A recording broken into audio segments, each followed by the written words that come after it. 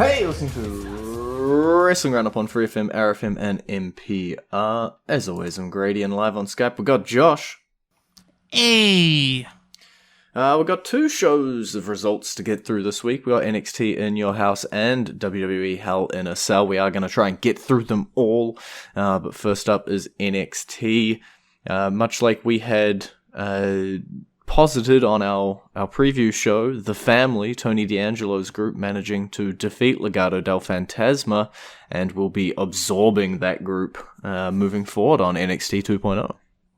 Yeah, this should be fun to watch Santos Escobar have to be subservient to Tony D'Angelo. This is, I just don't see that going very well. Yeah, they've done it really well where, like, obviously this was the stipulation and everything, but this still isn't the end. Like, Tony versus Santos still seems to be continuing through. The feud's just developed from stable versus stable to problems within the family. I do suspect there'll be one of, maybe both of, Joaquin and Cruz, being happy with their new position in the family, and then Santos being sort of on the outs of this new group, but it's interesting to see where they're going to go with these two groups. There won't be a Ted DiBiase this time to counteract the stipulation. That is true. Talking of Ted DiBiase, Cameron Grimes, Mr. $1 Million, unfortunately no longer the NXT North American champion.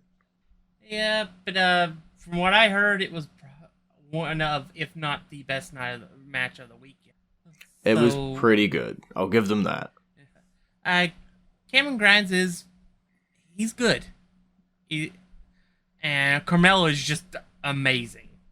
These two went at it, they tore the house down, and they left everybody in the dust on NXT. I really think they should bring Cameron Grimes to the main roster. Yeah, I don't really know what his future's going to hold for him, because the North American Championship seems to have transitioned into Carmelo Hayes versus Solo Sikoa, and Cameron Grimes is going to be left floating again. And as much as Cameron Grimes, as you say, is Cameron Grimes, he does amazing work when he is just floating around. Maybe he is going to be a bit of a breath of fresh air up there on the roster. What? The idea of watching him interact with guys like Happy Corbin or Madcap Moss just makes me want to see it even more. Mm-hmm. Because I think it would be a hoot just to see him interact with them, and he could always do some comedy stuff with like the 24/7 stuff, and not really feel out of place. Yeah. So I don't think maybe it is time to reward him for his amazingness in NXT with at least a main roster attempt at a run. Mm-hmm. See what we got on the main roster, if we can get him over with the casuals. Yeah. It will be interesting to see, but unfortunately Cameron Grimes was not the only champion to lose their title. Pretty Deadly falling to the Creed brothers, meaning that they get to maintain their spot in the Diamond Mine with their fancy new gold. They deserve this. The Creed brothers have been amazing. They should have, by all means, have had this moment months ago. So I'm down with it. Did they have to stay in the Diamond Mine? No, but yeah, let's see where they go with that. They may still break out and leave anyway. So. Or as I posited last week, kick out Roddy. We'll have to see. I know Ivy Nile from the Diamond Mine is heading over to NXT UK next week to challenge for the NXT UK Women's Championship. I imagine that's not going to go too well. Let's talk about Bron Breakker. NXT Championship match, longest match on the card. He manages to successfully defend against Joe Gacey, and then his next opponent showed up pretty quickly on NXT. We were wondering who it could be, and they surprised us all. Yeah, I think the story they told in the match was pretty good. The constant attempts by Joe Gacey to get him disqualified, including it almost working once, but another referee stopping it. And then just kept at it with the chair until Braun eventually was able to just put Gacey away, pin him, and take out his frustrations afterwards. And then, he comes on NXT and he says he wants his next opponent to come on down. The Ugandan and Apollo Crews shows up. Bit of a shock. Didn't really see Apollo Crews showing up on NXT, but we've had a few of those now. Finn Balor, AJ Styles, Dolph Ziggler, Natalya. I'm sure Apollo Crews is going to be a great feather in Braun Breaker's cap. That should be an interesting one. And honestly, it was something that Crews never even attempted to go after. He didn't really have the most time in the world. Yeah. So, you know what? If he ends up being the guy that brings down Braun Breaker, fine. I'm fine with it. Because honestly, there's nothing on the main roster for him right now. Might as well have him do something in NXT if you're going to be paying him to do something. And at any point, Braun is basically almost ready to be brought to the main roster. You never know which one's going to be his last. Yeah. I really would rather it be Carmelo Hayes, but Carmelo Hayes seems to be busy with the North American Championship again. Yeah. So. And then the final few matches, I'm going to bung them together here. We got Mandy Rose successfully defending against Wendy Chu, and Toxic Attraction successfully defending against Katana and Kaden. So Toxic Attraction still holding all that gold. Go ahead and say it. No. Giving you the chance. Giving you the opportunity. I'm going to refuse. I'm going to be the bigger man, and I'm just going to continue along with the fact that at least, we sat here and we were like, I was almost agreeing with you that if not these competitors or these contenders, who? And they answered us, I guess, on NXT, at least with that question. Mandy Rose took out Wendy Chu. She's fallen out of the scene. And Katana and Kaden seemingly fallen out after their loss as well. And then they have the NXT Women's Breakout Tournament come to an end. Roxanne Perez come out on top as we expected. Bam. Here's Mandy Rose's new number one contender. And a very unlikely team-up, seemingly, of Indy Hartwell and Cora Jade heading after the NXT Women's Tag Teams Championship. Gotta start somewhere. Yeah, it's definitely an interesting situation. I do think that it's a matter of when, not if, Toxic Attraction goes down. I'm just not sure it's going to be the breakout star of a tournament that the real breakout wasn't even able to finish it. To be able to take down Mandy Rose. But I could see them going with Indy and Cora for the tag team titles. I'm going to be bold. I was right once. I'll try it again. I'm going to say that all three titles are going to be switching hands to these three women. I say that whenever those matches happen, Roxanne wins and Cora and Indy win. Well, I'll give you Cora and Indy, but I don't see Roxanne winning. I'll take 1 out of 2 from you. Well, that's all the time we've got for NXT. We still got a whole Hell in a Cell pay-per-view to get to on the other side of our song, which this week is going to be Cody Rhodes' theme, which, if you haven't heard, the man deserves it. But that song is playing for you right about now. Wrestling has more than one royal family. Go down, I'm ready now. Tear this roof And you're back with Wrestling Roundup on FreeFM, ArrowFM, and MP. I'm Grady, he's Josh, and now we have Hell in a Cell. let's open up like WWE did on the WWE Raw Women's Championship Triple Threat: Bianca Belair versus Becky Lynch versus Asuka. This was an amazing match to kick off the show with. These three ladies absolutely brought it. It was easily the second or third best match of the entire weekend, depending on where you want to rank the North American Championship. Mm-hmm. And I absolutely love the ending because it subverts everything that you would think about the characters. Yeah. You Bianca basically pulling a Becky.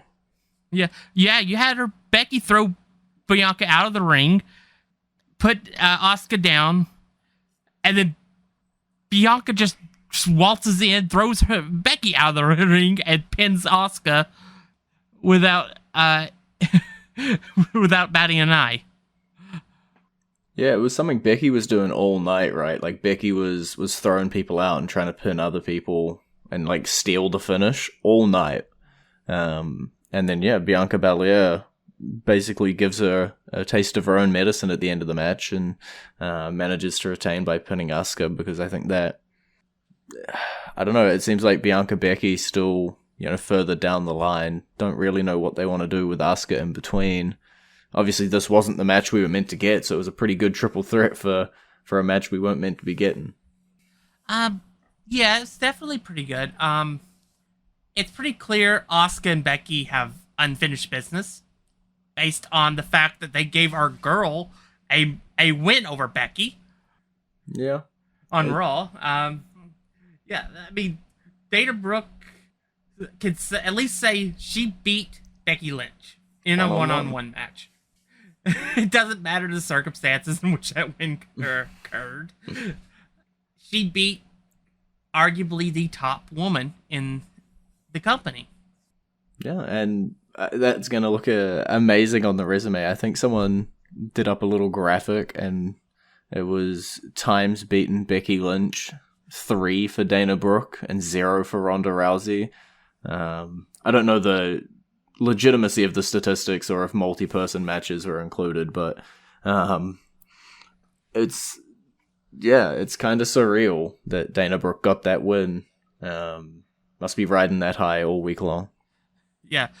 Although, to be fair, could we really see Becky as the 24/7 champion? No. No, she doesn't fit the comedy character that's necessary for it. But it was still pretty cool to see Dana come out on top, even if it took help from Asuka. That was basically just saying Asuka and Becky are going to still be feuding. Mm-hmm. But we'll take what we can get for our girl. Yeah. Always going to take what we can get when it comes to Dana Brooke. And talking about taking what you can get, Kevin Owens puts down Ezekiel. Only to fall into a trap of his own making to get a second match with Ezekiel. I love that this feud technically isn't over. Technically. Yeah. It was a great match. Kevin Owens and Ezekiel entertained. And I have no doubt on Raw next week that Ezekiel and Kevin Owens will entertain again. Yeah, that's the thing, right? Like, these two will continue to entertain, as you put it. But I still, even if this whole Ezekiel character only existed for this feud, it's still a really cool way to reintroduce Elias back to everything. Personally, I'm shooketh, and I believe Ezekiel's lying just to get another match out of him. But I'll keep my biased commentary out of the show. Yeah, it should still be fun to watch them watch Ezekiel make Kevin Owens squirm over the next couple weeks. And I guess talking about making people squirm, yeah, I'll go with that. Bobby Lashley, 2-on-1 handicap match. It might have been thanks to the help of Cedric Alexander, but he still came out on top with those odds. Yeah, not really that big of an issue. Honestly, Bobby Lashley is one of the top faces for the company now, thanks to the injuries. And I guess because of that, they decided to go with him in this match to build him up towards Roman. Mm-hmm. Because he made his intentions very clear after the match. Yeah, we thought we were getting, Riddle, then Orton, then Drew, but now Bobby's put a bit of a spanner in that work and basically said, no, it's me. Yeah, he definitely wants a shot at the champion, which I'm fine with. I think Lashley and Reigns would tear the house down. But yeah, it's also a situation where we've had so many injuries of late in both companies that you do have to pivot here, and Bobby Lashley was getting over as a face. So, sure, why not? And Omos and MVP don't seem to be lost for storylines. They seem to be taking on the Dirty Dogs now in like a tag team piece. Well, Cedric Alexander's still floating around, which I assume they're going to want revenge on him. There's a few different things happening for Omos and MVP. Yeah, and Bobby Lashley definitely put the fear of God in Cedric Alexander in a segment afterwards. While also putting Cedric Alexander a little bit over as well. Honestly, this might be controversial, what I'm going to say. Ooh. I'll get the mute button ready. I think MVP should look into maybe seeing about bringing in the Street Profits. I think that was controversial, and I don't know how you've said something so brave. But I don't know.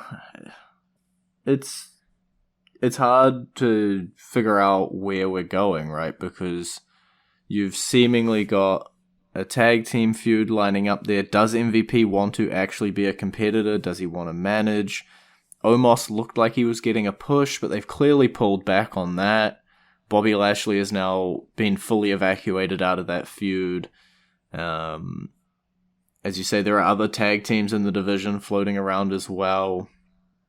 I just don't know what is going to be the 100% configuration for everything, but there is definitely stuff in their future. They're not falling away by the wayside after this feud with Bobby. Yeah, I just think of the combination with MVP leading a more serious version of the Street Profits would work. Well, we'll have to wait and see what they end up doing moving forward, because at the moment it isn't a whole lot with Street Profits. Well, they did just beat the Usos in a That's true. championship contender match. My bad. That's on me. Memory bad. The reason you don't remember is because it was by count out.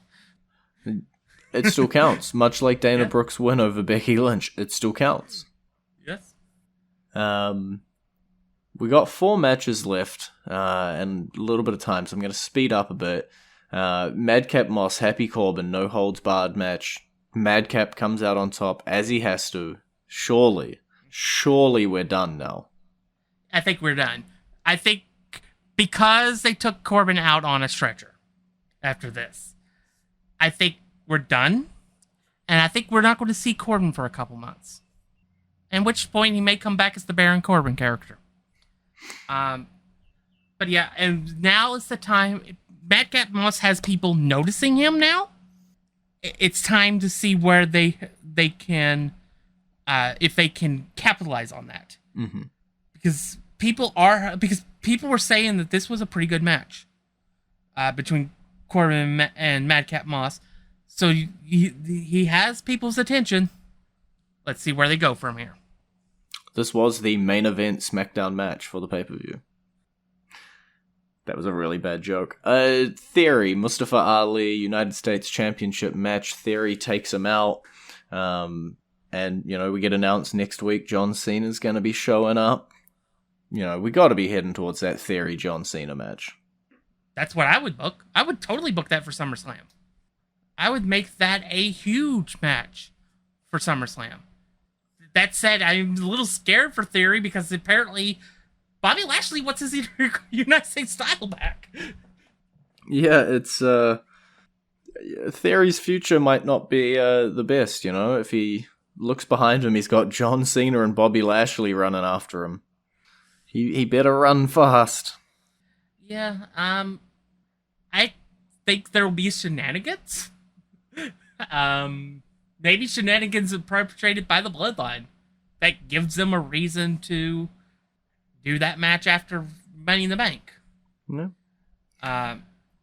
And that's how Theory retains against Bobby Lashley.